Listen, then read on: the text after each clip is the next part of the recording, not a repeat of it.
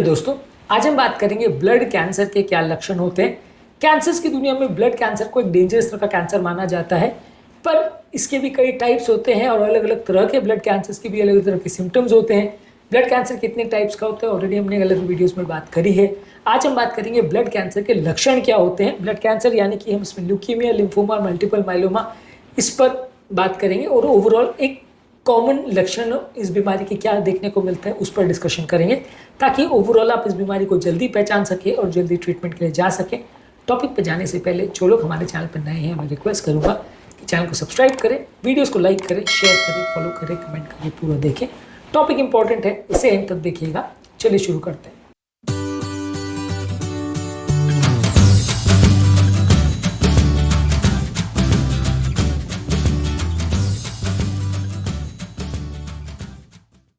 Blood cancer के जो symptoms और साइंस होते हैं ज़्यादातर बहुत ज़्यादा वेग होते हैं, बिल्कुल एक्यूरेट ऐसे नहीं होते।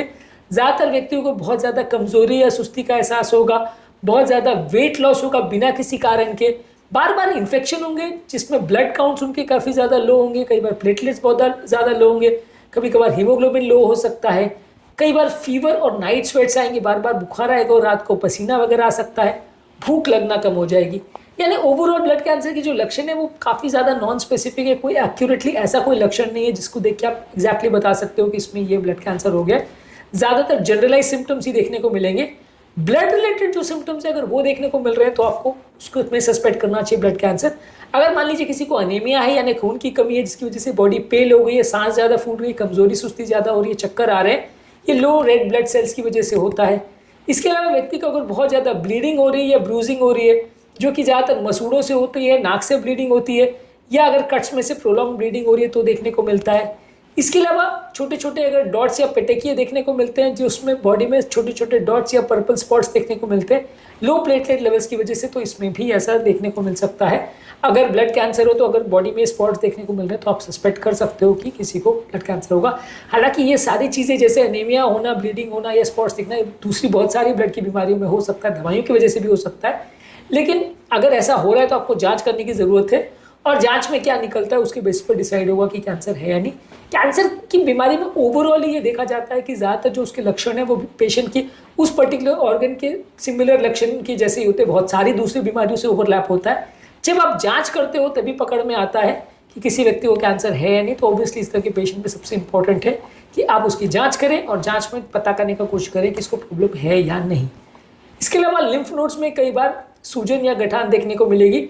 लिम्फ नोड्स बेसिकली बॉडी के लिम्फेटिक सिस्टम के ड्रेनेज साइड से या स्टेशन जैसे हैं जहाँ पे लिम्फेटिक सिस्टम जो कि बेसिकली बॉडी का फ्लूइड्स को कैरी करता है, यानी ब्लड के अलावा एक और पैरेलल चैनल होता है जिसमें ब्लड में जो सेल्स जाते हैं उसके अलावा बॉडी के जो खाना है, प्रोटीन्स है, वो लिम्फेटिक सिस्टम में कई बार कैरी होते हैं।